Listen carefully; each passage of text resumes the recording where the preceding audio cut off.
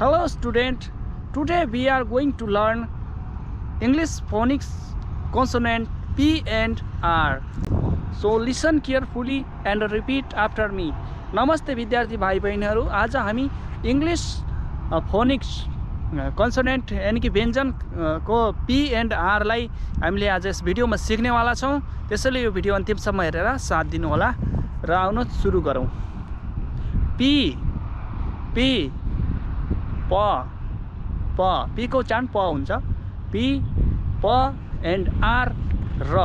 Please listen carefully and repeat the letters and the words after me. Let's get started.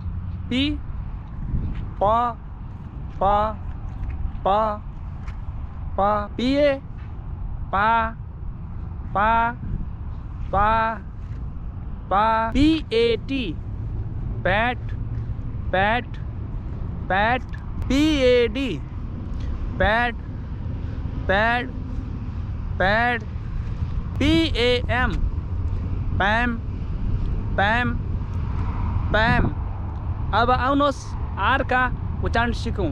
Are र र र र R A ra ra ra R A T rat rat rat rat R A D red red red R A M ram ram ram. Now let's try P at the end of the word. Well, start with M. M M को उच्चारण म हुन्छ तर M A मा मा मा मा। M A P map map map। Let's practice some sentences. Please repeat after me. Pam had a map. Pam had a map. Pam had a map. Pam had a map. Dad had a hat ramp. A rat had a hat. A rat had a hat. A rat had a hat. How did you do? Thanks for listening.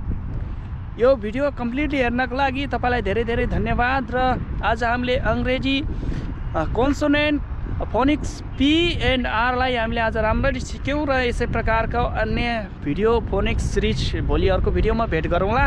र पहिलेका upload गरेका भिडियोलाई पनि राम्ररी हेर्नु होला। अंग्रेजीका अक्षरहरूको उच्चारण चाहिँ कसरी हुन्छ भन्ने कुराहरू हामी आजभोलि सिकिरहेका छौं र सिक्दै गर्नु होला। हस्त नमस्ते, जय नेपाल, टेक केयर।